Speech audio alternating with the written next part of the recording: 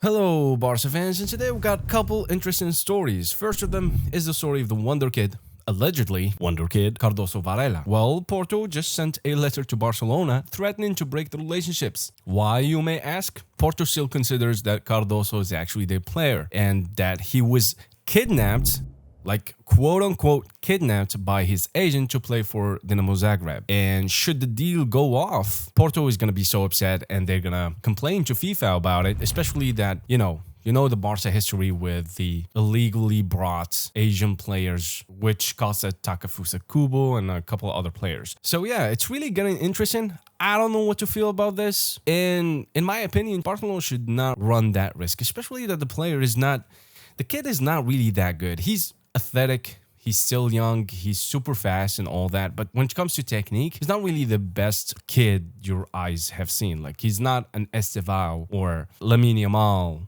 or that kind of technical, So I'm not really sure to run all the risk to break relationships with Porto, which is a very important thing in nowadays football. And also there's the risk of getting a ban from FIFA should FIFA go and investigate, given it turns out that Porto is actually on the right. So yeah, pretty interesting. My opinion, just Barcelona, just leave it off. Especially the kid costs like 5 million. 5 million is quite a hefty amount for a youngster, if you ask me. Better off get that 5 million to finance another deal. A deal for a player that we actually need on the first team, like a left winger, a left back, or something of that sort. Speaking of left backs, Gerrard just came out and talked about the situation, the rumors. By the way, he's just had a surgery to fix an injury that he had in some muscle or some bone that I can't really seem to pronounce because, you know how it is with anatomy and all these Latin names. Well, it's fifth metacarpal.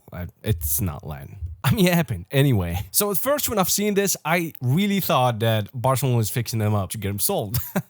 But, I don't know, it's kind of weird that after the interest that they came out and said that he's injured and he's going to go through a surgery. I don't know. But anyway, I'm just yapping. So Gerard Martin came out and said that he's so happy at Barcelona. He's pretty focused on getting better. He said that the staff told him that he did well on last season. So he's not thinking about anything else but Barcelona and he doesn't care about rumors. So my man is staying, which is quite understandable. We kind of predicted that kind of response because the kid is from La Masia, he's from Barcelona, and every La Masia kid dreams of playing for Barcelona one day. And it's the case for Hector Fort, so it's kind of understandable. But to be honest, Gerard Martin is not really Barcelona caliber. Like, everybody knows this. I mean, the kid, he got a couple of good qualities, like one-on-ones, he's pretty decent. His passing is good, but when it comes to like agility, balance, most of the on-the-ball stuff, like a left back is gotta have to do more than that, in my opinion, especially if you play for Barcelona. So we're gonna see how this story unfolds. We kind of know that every Barca kid wants to say a Barca, but off to the next topic. Hansi Flick just invited